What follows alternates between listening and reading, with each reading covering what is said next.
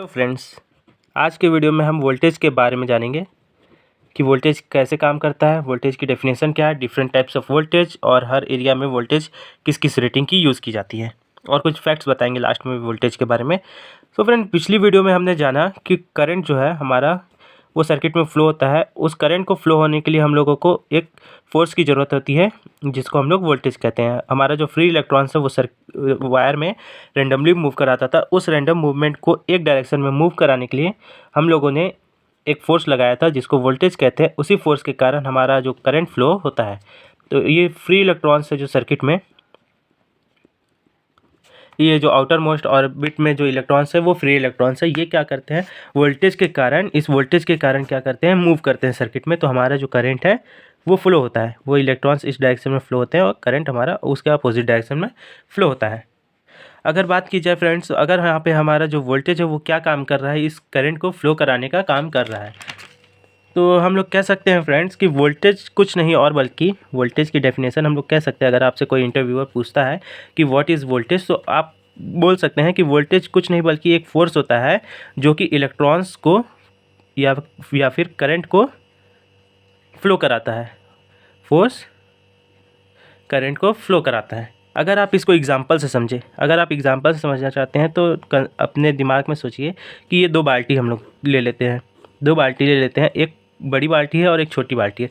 अगर यहाँ पर से इसका इनलेट है और इस बाल्टी के हम लोग यहाँ से कनेक्ट कर देते हैं अगर दूसरे छोटी वाली बाल्टी से, और हम लोग नल को ऑन कर देते हैं कि यहाँ से भी इनलेट है, यहाँ से भी इनलेट है, लेकिन अभी दोनों टंकी भरी हुई है पूरी पूरी, ठीक, पानी से भरी हुई है। अब ये टंकी थोड़ी सी, अगर हम लोग यहाँ इसका नल चालू कर देते हैं और ये ऑफ़ है, ये ऑफ़ है, तो क्या होगा इस कंडीशन में, क्या होगा, जो वाटर का फ्लो है इस डायरेक्शन में होगा। वाटर का फ्लो बड़ी टंकी से छोटी वाली टंकी की तरफ होगा। इस कंडीशन में क्या होगा, जब हम लोग पहला कंडीशन यहाँ से नल ऑन कर देंगे तो क्या होगा, हमारा वाटर फ्लो इस डायरेक्शन में होगा। तो क्या हम लोग बोल सकते हैं, अगर हम लोग यहाँ पे +5 लिख दें तो इधर से फ्लो हो रहा है किसकी ओर, +3 की ओर। यहाँ पे जो हमारा जो कम हाई साइड से लो हेड में फ्लो हो रहा है। इसी एग्जांपल से हम लोग समझते हैं कि ये जो हाई हेड पे वाटर था वो लो हेड पे जा रहा है, लो लेवल पे जा रहा है। इसका क्या मतलब कि जो इलेक्ट्रॉन्स यहाँ पे हैं, जो इलेक्ट्रॉन्स 5 वोल्ट पे होंगे वो 3 वोल्ट पे जा रहे होंगे यहाँ पे। तो इस डिफरेंस को, इन दोनों के बीच का जो डिफरेंस है दो, उसको क्या बोलते हैं हम लोग, पोटेंशियल डिफरेंस बोलते हैं। ये जो पोटेंशियल डिफरेंस है, यही जो पोटेंशियल डिफरेंस होता है, इसी की वजह से ये जो इलेक्ट्रॉन्स है वो फ्लो होते हैं। क्योंकि यहाँ पे क्या होता है, जब पोटेंशियल डिफरेंस होगा इन दो पॉइंट्स के बीच में, तो क्या करेगा, यहाँ का नेगेटिव जो साइन है वो क्या करेगा, यहाँ पे इलेक्ट्रॉन्स प्रेजेंट है, नेगेटिव पे क्या प्रेजेंट रहता है, इलेक्ट्रॉन्स। तो ये इलेक्ट्रॉन्स क्या करेगा, इस जैसे अगर ये देख लिया, अगर ये पॉजिटिव और नेगेटिव है, ठीक है, यहाँ पे ढेर सारे इलेक्ट्रॉन्स हैं। अब ये वायर में पूरे इलेक्ट्रॉन्स होते हैं, ठीक है। तो अब ये नेगेटिव क्या करेगा, पूरे इलेक्ट्रॉन्स को क्या करेगा, रिपेल करेगा, धक्का देगा। तो ये इलेक्ट्रॉन्स क्या करेंगे, एक डायरेक्शन में मूव करेंगे, नेगेटिव से पॉजिटिव की ओर मूव करेंगे। तब क्या होगा, हमारे इसके अपोजिट डायरेक्शन में करंट फ्लो होगा। तो हम लोग क्या कह सकते हैं फ्रेंड्स कि जो वोल्टेज है वो एक प्रकार का फोर्स है जो कि फ्लो कराता है करंट को। अगर यहाँ से हम लोग समझना चाहें तो हम लोग ये कह सकते हैं ना कि जो हमारा वोल्टेज है, अगर वो सर्किट में 0 है, तो इस सर्किट में अगर हम लोग वोल्टेज को हटा दें, इस सर्किट में अगर हम लोग वोल्टेज को हटा दें तो कोई फोर्स, इस इलेक्ट्रॉन के ऊपर कोई फोर्स नहीं लग रहा है कि वो किसी एक डायरेक्शन, अगर हम लोग इस पाइप को ही बंद कर दें तो जाने के लिए कोई रास्ता नहीं है, ठीक है। तो ये क्या होगा, यहाँ पे कोई भी वाटर फ्लो नहीं होगा। उसी तरीके से अगर इन दोनों के बीच का पोटेंशियल डिफरेंस नहीं है तो इसमें कोई भी इलेक्ट्रॉन्स फ्लो नहीं होंगे। तो ये यहाँ पे हम लोग कह सकते हैं कि जब अगर वोल्टेज 0 हो गया तो सर्किट में हमारा करंट 0 हो जाएगा। वोल्टेज के बिना कोई भी इलेक्ट्रॉन्स फ्लो नहीं होता है सर्किट में। और बात जानने की है कि अगर करंट 0 है सर्किट में तो हमारा वो जो वोल्टेज है वो कुछ ना कुछ वैल्यू में होगा, 5 वोल्ट होगा, 6 वोल्ट होगा, 7 वोल्ट होगा। तो हमारा कितना भी वोल्टेज इस सर्किट में हमारा वोल्टेज होगा, अगर हमारा ये सर्किट ले लें, अगर ये दो पॉइंट्स ले लें, यहाँ पे कोई लोड कनेक्टेड नहीं, तो भी ये जो पॉइंट्स का जो पोटेंशियल है, यहाँ पे जो पोटेंशियल है वो यहाँ पर भी मेंटेन होगा। अगर यहाँ पे 5 वोल्ट है तो यहाँ पर भी 5 वोल्ट होगा। इसका क्या मतलब है, अगर करंट 0 है तो भी हमारा वोल्टेज होगा कुछ ना कुछ, लेकिन अगर वोल्टेज 0 है तो हमारा करंट ऑलरेडी 0 हो जाएगा। सो फ्रेंड्स, अगर हम लोग कहना चाहें कि 1 वोल्ट किसको कहेंगे, 1 वोल्ट अगर हम लोग कहना चाहें, अगर हम लोगों से कोई पूछेगा कि वोल्टेज क्या होता है, 1 वोल्ट कितना होता है, तो हम लोग क्या उसको समझा सकते हैं सामने वाले को कि 1 कूलम चार्ज को 1 कूलम चार्ज जो है किसी रजिस्टेंस जिसकी वैल्यू 1 ओम है, इससे होते हुए 1 सेकेंड तक 1 सेकेंड में फ्लो हो जाए, 1 सेकेंड में फ्लो हो, तब उसे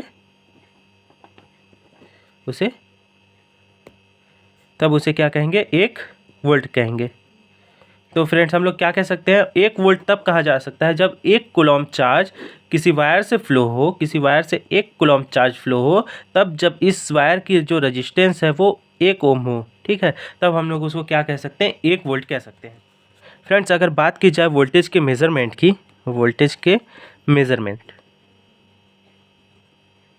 अगर वोल्टेज का मेज़रमेंट की बात किया जाए तो ये हम लोग 2 तरीके से कर सकते हैं। पहला हमारा जो मार्केट में अवेलेबल होता है वोल्ट मीटर, सेकंड हमारा अवेलेबल होता है मल्टीमीटर। मैं अभी आपको मल्टीमीटर दिखाऊंगा कि मल्टीमीटर कैसा होता है, और उससे कुछ एक्सपेरिमेंट भी करके दिखाऊंगा कि कुछ वोल्टेज वगैरह नाप के कि उससे कैसे नापते हैं। वो मल्टीमीटर जो हमारा होता है वो सबसे ईजीएस्ट होता है। इसको नॉर्मली हम लोग वोल्टेज के पॉजिटिव और नेगेटिव टर्मिनल में ऐड करते हैं, तो हमारा मल्टीमीटर जो है वो वोल्टेज को शो करने लगता है। सो फ्रेंड्स मैं एक मल्टीमीटर ले लेता हूँ, उसके साथ कुछ बैटरीज़ ले लेता हूँ जिसकी वोल्टेज मैं आपको नाप के बताऊँगा। सबसे पहले मैं आपको इस मल्टीमीटर को वोल्टेज पे सेट कर देता हूँ जिसकी रीडिंग होगी 20 वोल्ट तक हम लोग मैक्सिमम इससे नाप सकते हैं। तो ये मल्टीमीटर का पॉजिटिव और नेगेटिव टर्मिनल जिसको मैं बैटरी से कनेक्ट करूँगा। जैसे इस बैटरी में ये नेगेटिव पॉइंट है तो मैं नेगेटिव टर्मिनल को कनेक्ट कर दूँगा, और ये पॉजिटिव है तो पॉजिटिव को। तो आप स्क्रीन पे देख रहे होंगे फ्रेंड्स 9.65 वोल्ट यहाँ पे दिखा रहा है हमारा जो वोल्टेज है। अगर मैं इसको हटा दूँ पॉजिटिव को तो यहाँ पे 0 हो जाता है, और जैसे ही कनेक्ट करता हूँ तो हमको 9.65 वोल्ट हम लोग को यहाँ पे दिखा रहा है। जबकि इसकी रेटिंग आपको दिखा देता हूँ फ्रेंड्स कि इसकी जो रेटिंग है वो 9 वोल्ट है।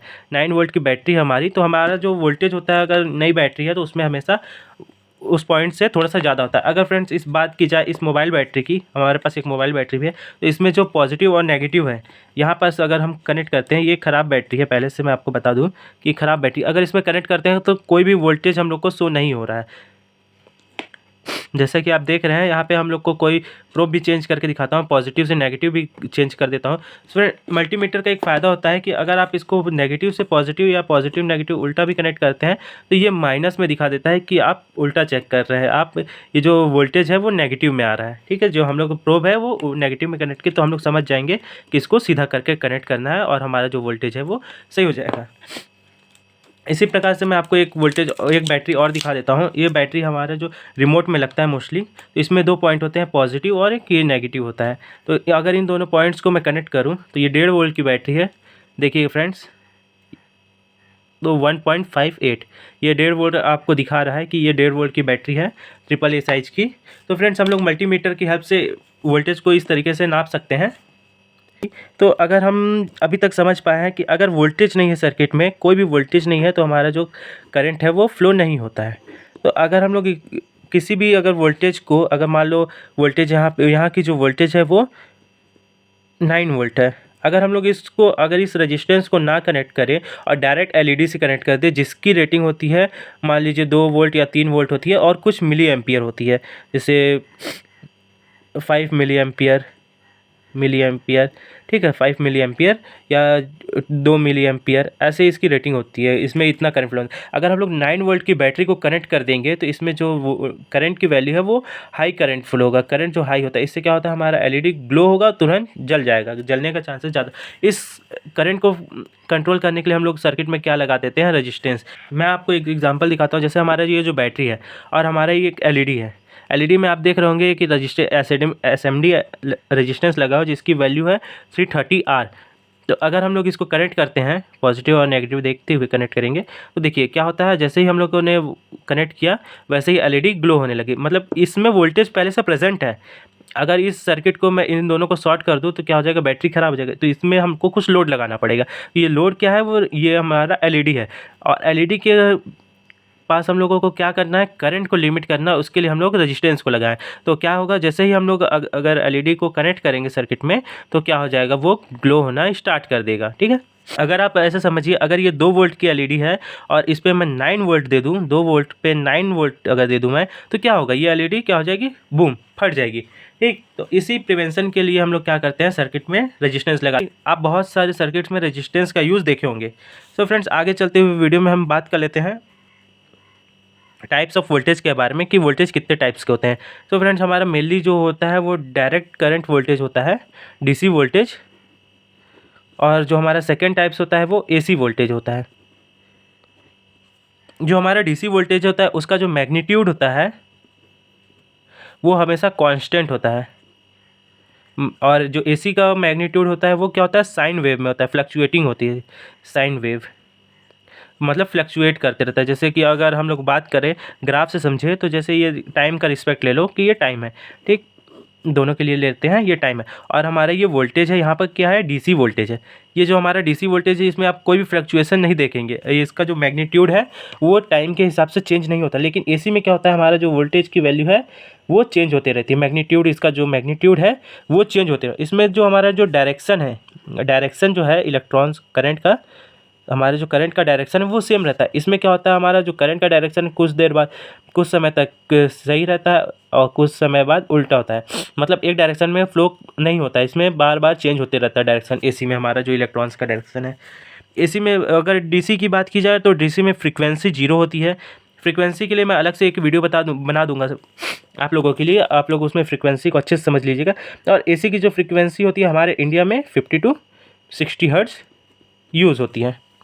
ये फ्रीक्वेंसी का क्या मतलब होता है, ये जो साइकिल अप डाउन हो रहा है वो 1 सेकंड में जितनी बार होती है वो उसकी फ्रीक्वेंसी कहलाती है। यहाँ पे 1 सेकंड में कितनी बार होती है, ये 100 टाइम्स होती है, तो इसकी फ्रीक्वेंसी क्या, अगर 50 बार हो रही है तो हमारा क्या हो जाता है, क्या होता है, फ्रीक्वेंसी होती है। ठीक है,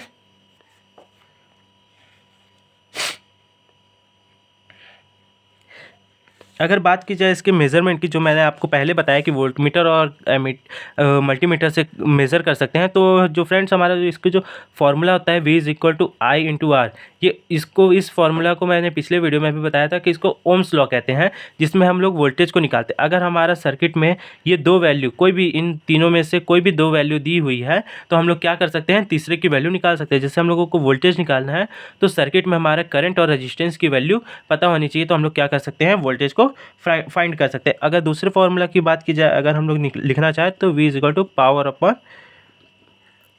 करंट होता है। ठीक, अगर इसकी यूनिट की बात की जाए तो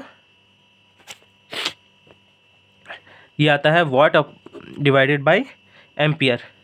तो इससे हम लोग क्या कर सकते हैं, वोल्टेज को निकाल सकते हैं। अगर किसी भी कैलकुलेशन को अगर हम लोग करते हैं तो इस फॉर्मूला का यूज़ करते हैं, V=I/R। इस फॉर्मूला का यूज़ करके हम लोग रेजिस्टेंस की वैल्यू को निकाल सकते हैं। बात करते हैं फैक्ट्स के बारे में, जिसमें हमारा जो पहला फैक्ट आता है वो होता है स्पीड के बारे में। इलेक्ट्रिसिटी की स्पीड 1,86,000 माइल्स पर सेकेंड की होती है, जिसमें एक जो डीसी स्पार्क होता है जिसकी वोल्टेज 3000 वोल्ट से भी अधिक होती है। अगर हम लाइटनिंग की बात करें तो लाइटनिंग का अगर हम लोग यूज़ करें सप्लाई देने के लिए, तो हम लोग 2 लाख से भी ज़्यादा घरों को, एवरेज जो घर होते हैं उसमें सप्लाई दे सकते हैं बिना किसी प्रॉब्लम के, बिना किसी लॉसेस के। मिलते हैं नेक्स्ट वीडियो में एक नए टॉपिक के साथ। वीडियो को लाइक और सब्सक्राइब करना ना भूलें। अगर आपको कोई भी डाउट हो वीडियो से रिलेटेड तो आप कमेंट कर सकते हैं।